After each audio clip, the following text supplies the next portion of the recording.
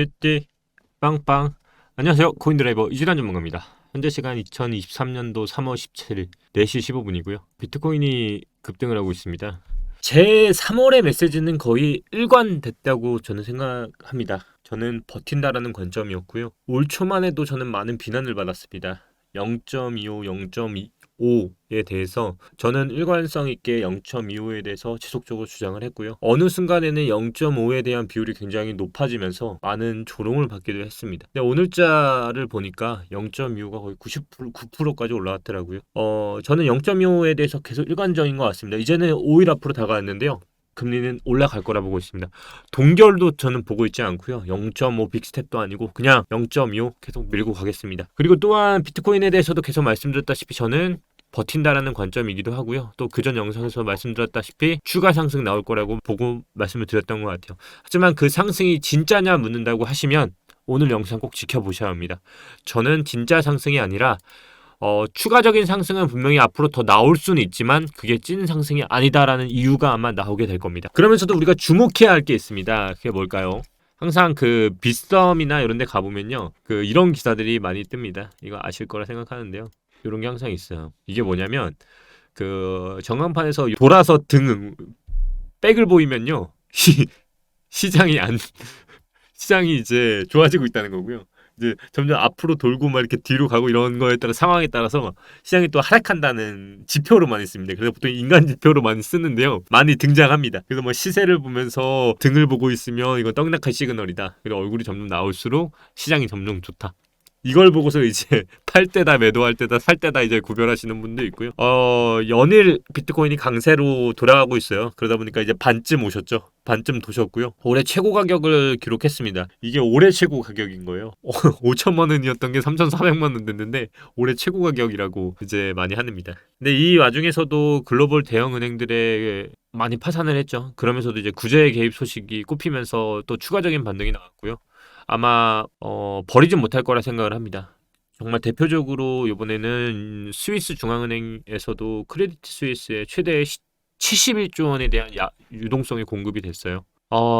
이 시기에 누가 가장 고심을 하고 있을까요? 저는 당연히 한 사람일 수밖에 없다고 보고 있습니다. 바로 이 할아버지죠. 고심하고 있는 얼굴 보십시오. 결국 연준의 이 고심이 어느 때보다 깊어지는 순간이라 보고 있는데 결국 인플레이션이 둔화를 하고 있는 상황인 건 맞지만 여전히 고공행진하고 있는 상황이에요. 분명히 둔화는 되고 있지만 그 둔화되는 게 높은 기준에서 봤을 때 둔화됐을 뿐이지 사실 그래도 높다는 거죠. 결국 이러한 사태로 인해서 금융 시스템은 은행 위기에 극도로 불안한 거의 얼음판을 걷고 있습니다. 이러다 보니까 아까 말씀드렸던 뱅크런이 발생이 됐죠. 실버게이트, 실리콘밸리 은행, 뉴욕 시그니처 은행 전부 도산. 그 어느 때보다도 정말 위기인 이 상황에서 대서양을 건너 유럽에서는 대형은행인 크레디트 스위스까지 정말 한 치 앞을 내다볼 수 없는 그런 현재 상황인 것 같아요. 이게 불과 일주일도 채 되지 않아서 은행들이 뱅크런이 서진 겁니다. 근데 이런 상황에서도 일단은 유럽 중앙은행은요. 연준하고는 좀 다른 행보를 보였죠. 일단 0.5%를 올렸습니다. 금리를 동결하면 기대 인플레이션을 키울 뿐 아니라 소비자와 기업의 경제가 예상보다 더 나쁘다라고 얘기를 했는데 결국 지금 상황에서 동결을 하면 침체 확률을 오히려 더 높일 가능성이 있기 때문에 지금은 올리는 게 맞다라고 판단을 하고 과감하게 단행했습니다. 결국 이 상황에서 이렇게까지 고심하고 있는 그가 22일 날 어떤 결정을 내릴지 모르겠지만 저는 예상컨대 0.25로 단행할 것이라 보고 있고요. 동결은 사실상 최저금리가 나오지 않은 이상 할 수는 없을 것이라 보고 있습니다. 결국 그러면 이 금리가 어디까지 갈 것이냐 하면 제가 텔레그램에서도 언급을 드렸습니다. 저는 3월 20일 0.25뿐만 아니라요. 또 한 번에 0.25가 인상될 것이라 보고 있고요. 그 시기는 5월이겠죠. 결국 3월에 0.25, 5월까지 시간이 2달 정도 벌어지기 때문에 이 기간 동안에 저는 추가 상승이 나오면서 최종 그들이 원하는 5.25%까지는 올라갈 것이라 보고 있습니다. 결국 다음 주 FOMC에서도 이와 비슷한 시사점을 줄 거라 보고 있는데 문제는 3월 22일 0.25, 5월 3일 0.25를 해서 그들이 원하는 최종 금리인 5.25까지 전망을 하는 것은 저의 생각이긴 하지만 이 미 연준이 불과 1년 전에 던졌던 코멘트들을 잘 돌아보면 그들은 전부 틀린 상황이었습니다. 2023년까지 제로금리를 유지할 거라고 했지만 2023년 현재 기준으로만 보더라도 1번은 무조건 틀렸죠. 인플레이션은 일시적이면 2020년에는 이쪽으로 떨어질 겁니다. 말도 안 되는 소리가 있는 게 나왔죠. 연착륙, 경착륙도 지금 문제가 되고 있는 상황이고요. 경기 침체 가능성은 매우 낮습니다. 지금 매우 높게 됐습니다. 주택시장은 거품이 아닙니다. 거품이죠 지금. 이 모든 것들이 틀린 상황에서 연준이 던지는 메시지들을 그대로 받아들이면 절대 투자자들은 안 된다는 거예요. 그리고 결국 제가 여기서 말하고 싶은 건 금리가 최종적으로 5.25로 저도 여기까지는 예상은 저는 여기까지는 무조건 맞을 거라 생각을 하는데 문제는 이 사람들이 예상하는 연준의 태도에서 5.25가 과연 맞을까? 그러면 나올 수 있는 저는 변수는 한 번 더 0.25를 인상을 해서 최종 금리 자체를 5.5까지도 올릴 가능성을 두고 있다는 거예요. 근데 이렇게 올렸을 때 문제가 뭐냐면 아까 말했다시피 은행들이 파산하면서 트리거 역할을 하고 있는 게 지금 문제라고 보고 있는 거죠. 어떤 상황에서 우리가 가장 터졌던 어떤 사태들이 일어날 때는요. 리만브러스 사태도 마찬가지고 트리거 역할을 하는 것들이 항상 있었습니다. 저는 이거를 지금 가장 주의 깊게 보고 있는 거고 지금 그들이 말하는 이조차도 다 틀리고 올해 기준으로만 보더라도 반대로 가고 있다. 그러면 우리는 이거를 이제부터 고쳐서 봐야겠죠. 어떻게 봐야겠죠? 바로 반대로 2023년까지 제로금리를 유지할 겁니다가 아니라 유지 안 할 겁니다. 인플레이션은 일시적이면 2020년에는 2% 떨어질 겁니다.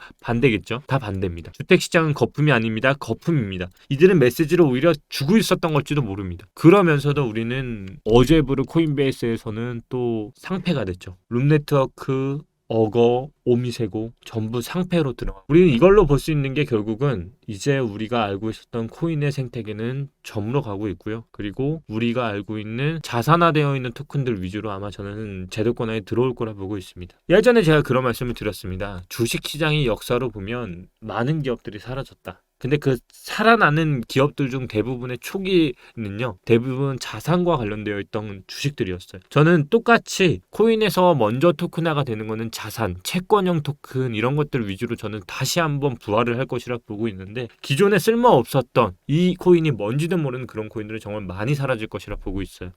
그 중에서도 제가 안전하다고 보는 코인은 뭐라고 했죠? 비트코인과 이더리움.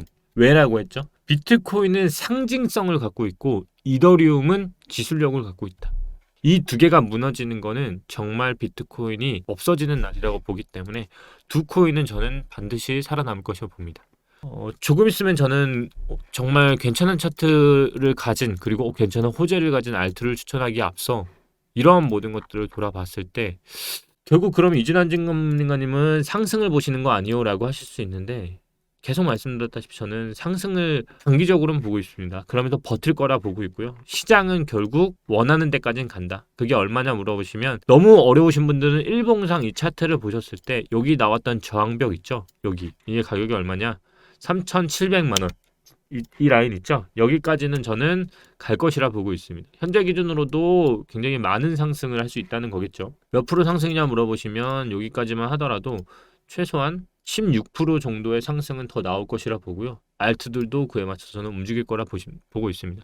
그렇기 때문에 제가 주기차게 말씀드리는 거는 지금은 분할 매수의 구간이라고 항상 말씀드리는 것 같아요. 지금은 분할 매수의 구간이다 라고 말씀드린 거고요. 기회가 올 때마다 저는 분할 매수에 대해서는 아직까지 유효하다고 보면 좋을 것 같습니다. 결국 그들이 원하는 구간까지 갔을 때 그 후의 스탠스를 보면 제가 이 사진을 제가 작도를 그은 건 아닌데요. 코인판이나 커뮤니티를 제가 보면서 와 나랑 정말 똑같은 생각을 하시는 분이 여기 있네라고 생각이 들었는데 그걸 작도를 올리신 걸 제가 가져왔어요. 그래서 출처는 저는 알지만 제가 제가 생각하는 방향과 정말 똑같다. 정말 한치도 틀린 게 없이 똑같이 생각을 하시는 분이 있어요. 그래서 잠깐 보여드리자면 보이시죠? 이 차트를 잘 보시면요. 5, 6월까지 이 구간 있잖아요. 저도 지금 아까 말했던 요 저항벽까지 가는 거 똑같이 생각하고 있고 이 역량은 금리라는 이슈 때문에 현재 22일 날 나오는 거 0.25 그리고 5월 3일 날 0.25까지 금리가 오르는 기간엔 시장은 상승을 한다. 하지만 동결이 되고 떨어지는 기간에 하락을 한다 말씀드렸죠. 똑같습니다. 0.25까지 5월까지 픽스. 그 다음 동결하고 시장은 흔들리고요. 그 다음 차례적으로 계단식 하락을 하다가 마지막 11,000에서 1.1K, 1.2, 12K라죠. 저는 여기까지는 다시 한번 갈 거라 보고 있습니다. 그때는 이 나왔던 거래량을 깨는 시간이 나올 거라 보고 있어요. 왜냐하면 항상 우리가 상승을 할 땐 뭐가 터져야 하냐면요. 거래량이 터져야 합니다. 정말 큰 상승이 나오기 위해선 지금과 같이 상승 거래량, 상승 거래량, 상승 거래량, 거래량들이 터져야 하는데 지금까지 거래량이 터지지 않았습니다. 그 얘기는 지금 시장은 시장을 붙들고 있는 매개체가 있긴 하지만 진짜 상승을 하기 위해서는 거래량이 터져야 하는데 이 트리거를 역할을 하는 게 없었다. 저는 그렇기 때문에 전체적인 시장은 하향할 것이라 보고 있는데 단기적인 5, 6월까지는 그래도 계속적으로 버틴다는 관점이고요. 알트는 언제부터 움직일 거냐 시작을 하시면 저는 이제 준비는 거의 다 하고 있는 것 같다라고 생각이 듭니다.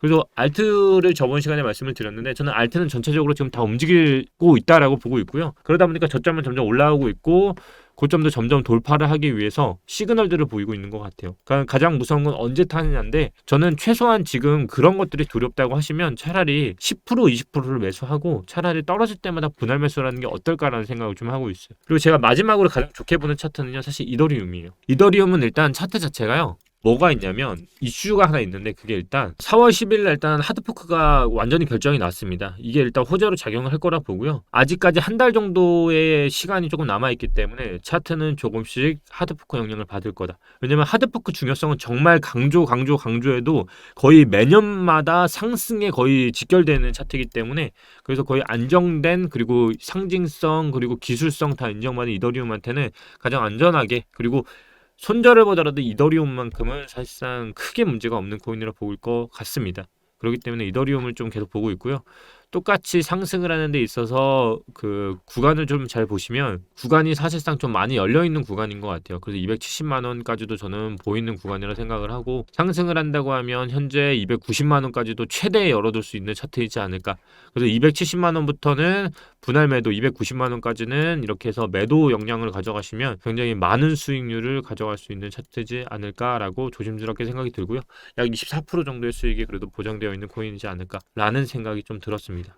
오늘은 전체적으로 여러 가지를 다뤘던 것 같습니다. 일단은 하드포크 관련해서 호재성 그리고 상징성과 알트코인에 대한 괜찮은 전망을 가진 코인과 더불어서 제가 시장을 보고 있는 방향성이 어디까지 갈지 그리고 최종금리는 저는 3월 이제는 뭐 5일 정도밖에 안 남았지만 0.25는 시장에서도 많이 예측을 하고 있고요. 그리고 이제는 거의 이 방향으로 거의 굳어지고 있는 것 같습니다. 저도 같은 말이고요. 뭐 그 외에 알트코인들도 다 비슷한 것 같아요. 사실 월봉을 보시기보다는 주봉을 보시고 아까 말씀드렸던 제가 보여드렸던 차트 기반으로 보시면 5, 6월까지 기준으로 보면 일부 코인들은 그래도 더 움직일 가능성이 있다. 그리고 뭐 가스도 그렇고요. 이런 차트들은 지금 사실 이 차트들은요. 조정을 잘 받고 차트를 예쁘게 만든 차트고 상승을 하게 되면 이제 추가적인 상승이 나올 수 있는 차트들이기 때문에 지금은 어떤 코인들을 사더라도 오르는 그런 구간이 이제는 조금 오지 않을까라고 생각이 드네요. 그만큼 많이 길었습니다.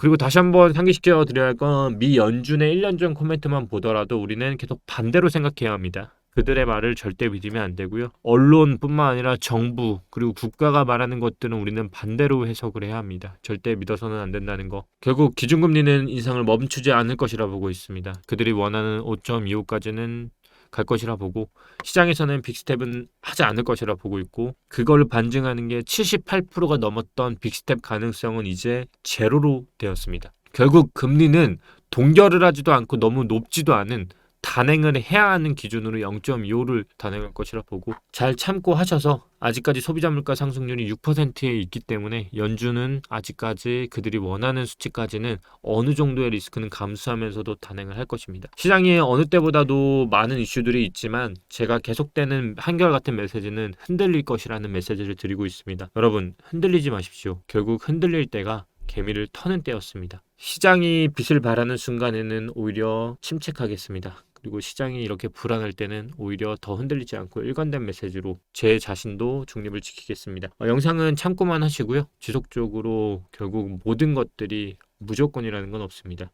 여러분 이렇게 또 한 주가 끝나가는 금요일이 다가왔습니다. 금, 토일은 꼭 많은 트레이딩이 아니라 적은 매매를 하시고요.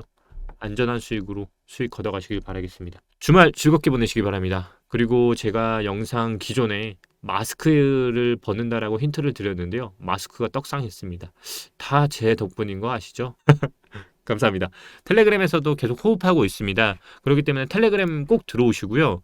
지금 잘 보시면 이 메시지들이 사실 텔레그램에서 계속적으로 나갔어요. 뭐 정말 예를 들어서 이렇게 지금 보시다시피 이렇게 메시지들을 계속 던지고 있는 것들을 영상에서 다뤄드리고 있고요. 그 외에 번외 얘기들, 부동산은 어떻게 보고 있고 이런 것들도 추가로 다뤄드리고 있으니까요. 지금 영상 하단 통해서 텔레그램 무료 입장 가능하십니다. 뭐 돈 받는 거 아니니까요. 들어오시면 좋을 것 같습니다. 결국 끝까지 남는 자가 이 시장에서 승리한다. 이진한 전문가였습니다. 감사합니다.